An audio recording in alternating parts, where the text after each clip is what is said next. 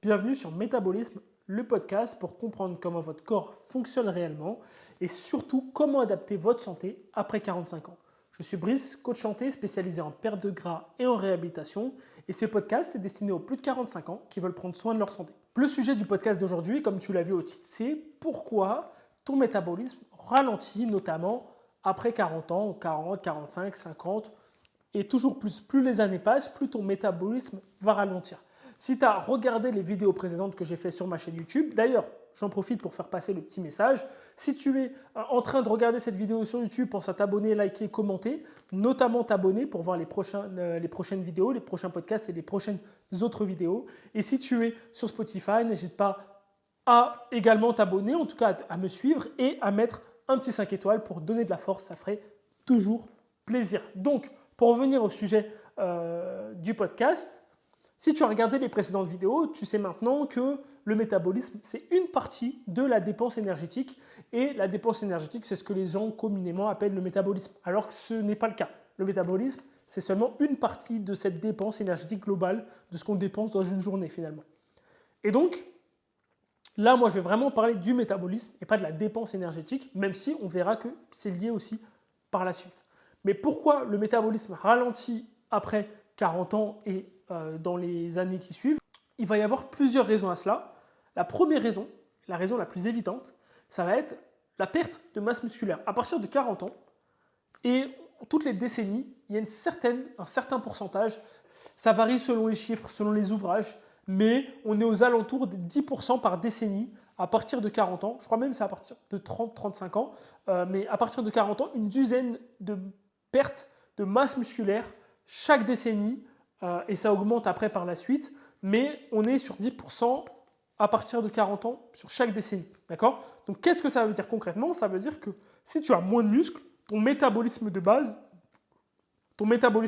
qui te permet de perdre du gras au repos sans même y penser, sans même d'avoir d'activité, juste le fonctionnement normal de tes organes, de ton cœur, etc., eh ben, tu perds également une partie de ta dépense à cause de cette perte de masse musculaire.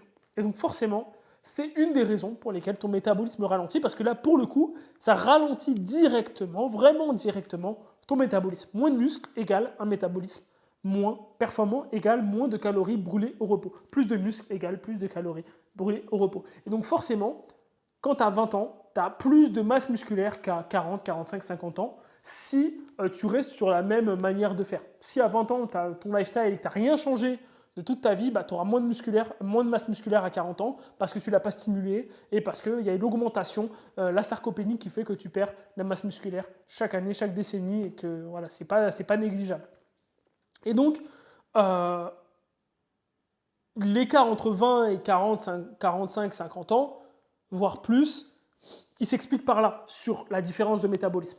Par contre, je tiens à quand même le dire et à mettre ce disclaimer, c'est pas parce que tu as 40, 45, 50 ans que tu ne peux pas avoir conservé ta masse musculaire et avoir plus de masse musculaire que quelqu'un qui en a 20 qui ne fait pas de sport. Ça aussi, je l'ai déjà dit dans un ancien podcast, dans une autre vidéo, mais c'est important de le comprendre. D'accord? Je parle vraiment pour une personne qui a 20 ans, qui a une certaine manière de faire, qui continue cette manière de faire jusqu'à 40-45. Cette personne à 45 aura moins de masse musculaire et donc un métabolisme moins performant. Le deuxième point, ça va être le côté hormonal. Au niveau des hormones, c'est un terme qui est vague. Hein. Forcément, les hormones, ça parle d'énormément de choses. On a des dizaines d'hormones dans le corps, si ce n'est une cinquantaine d'hormones dans le corps. Donc, ça permet de réguler tout un tas de choses. Nous, les hormones principales qu'on va regarder, ça va être le cortisol, l'insuline et la testostérone. Parce que oui, même pour les femmes, la testostérone reste une hormone qui est présente. D'accord? Pour le cortisol, il va avoir une augmentation avec les responsabilités, le travail, le stress. Peut-être forcément à 20 ans, on a moins de responsabilités, moins d'enjeux, que ce soit financier ou de carrière professionnelle qu'à 20 ans. Et donc, on a plus de stress au quotidien avec les enfants, on a peut-être aussi plus de mal à dormir, etc. Et donc, tout ça, ça va augmenter le cortisol général du corps et ça peut jouer sur l'inflammation aussi de ce corps-là qui fait qu'on a plus de mal à perdre du gras et plus de mal à avoir une composition corporelle où on n'a pas beaucoup de masse grasse. D'accord? Donc ce côté-là, ça va faire que plus de responsabilités, de moins bonnes habitudes, on va dire, à cause du manque de sommeil et du stress aussi lié aux responsabilités. Et ce qui fait que même aussi peut-être le manque, des fois le manque aussi de pratique sportive va avoir un impact direct sur le côté psychologique. Et donc, je ne sais plus, j'avais vu une étude qui disait que les personnes qui, enfin, en tout cas, pratiquaient une activité physique régulière diminuaient, je crois, de 20 à 30% le risque de, je ne sais plus c'était quoi, d'être stressé ou augmenter à 20 à 30% le bien-être général, un truc comme ça. Donc, ça a un vrai impact. De toute façon, ce n'est pas uniquement esthétique, ce n'est pas uniquement le côté santé, c'est aussi le côté bien-être mental, la pratique sportive. Et donc, tout ce côté-là va faire qu'il y a un certain stress généralisé, un stress chronique, même si, bon, il y a plusieurs niveaux hein, quand même. Mais on va dire que ce stress-là va augmenter, favoriser le stockage des graisses. Le deuxième, ça va être une moins bonne sensibilité à l'insuline, qui va être liée forcément à l'accumulation d'une certaine hygiène de vie, une mauvaise hygiène de vie, mais aussi à cause de la perte de masse musculaire liée à l'âge, qui va faire que moins on a de masse musculaire, moins on a une bonne sensibilité à l'insuline. Et moins on a une bonne sensibilité à l'insuline, plus le corps a du mal à réguler les pics de glycémie, a du mal à réguler tout ça, et donc ça favorise encore une fois le stockage des graisses et donc la modification de la composition corporelle pour stocker toujours plus de graisse. Et le troisième point, c'est la testostérone, chez les femmes aussi, qui va avoir un rôle sur la capacité à construire de la masse musculaire, donc tout revient à la masse musculaire finalement, qui va avoir un impact sur la capacité à construire de la masse musculaire, et ça va être ça aussi le gros enjeu de la testostérone, donc forcément moins on en a, moins on est capable de constituer du muscle. Il y avait une étude aussi qui montrait que, et ça c'est vraiment c'est merveilleux et c'est beau et c'est à la fois effrayant, mais on est hormones finalement. Notre corps est hormone, nous sommes hormones, on ne fait rien sans décision hormonale, sans réaction chimique de nos hormones. Et il y a une étude qui montrait qu'à la naissance d'un enfant, notamment chez les hommes, il y avait une baisse de la testostérone pour créer l'attachement auprès de l'enfant. Je ne sais pas si vous vous rendez compte, mais du coup, pourquoi il y a des fois des hommes qui font couvade avant, après ou autour de l'accouchement? Il y a aussi une certaine empathie, un certain stress aussi qui vient se mettre. Donc ça fait manger, on reste avec madame, on l'accompagne, on bouge moins. Comme elle bouge moins, nous on bouge moins. Peut-être qu'elle a des envies, du coup on la suit dans ses envies. Ou sinon aussi, il y a ce côté où on a moins de testostérone et donc peut-être qu'on va avoir aussi envie de faire moins de sport, être plus présent, peut-être avoir envie de manger aussi, et on va avoir cette capacité à stocker beaucoup plus facilement parce qu'on a une baisse de la testostérone à la naissance de l'enfant. D'accord?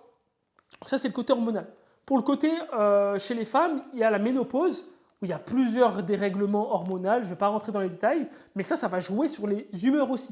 Et donc, ça va peut-être favoriser l'envie de manger, les difficultés à dormir, l'irritabilité. Et donc, tout ça, ça va favoriser indirectement le stockage des graisses.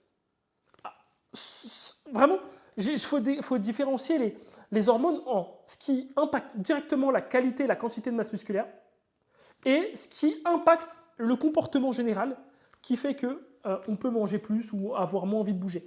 Typiquement, si je ne dors pas assez, je vais avoir la gréline et la leptine qui vont, je ne sais plus laquelle diminue, laquelle augmente, mais il y en a une qui va diminuer ma satiété, donc qui va diminuer ma sensation de faim, donc je vais pouvoir plus manger, et il y en a une autre qui va augmenter mon envie de manger.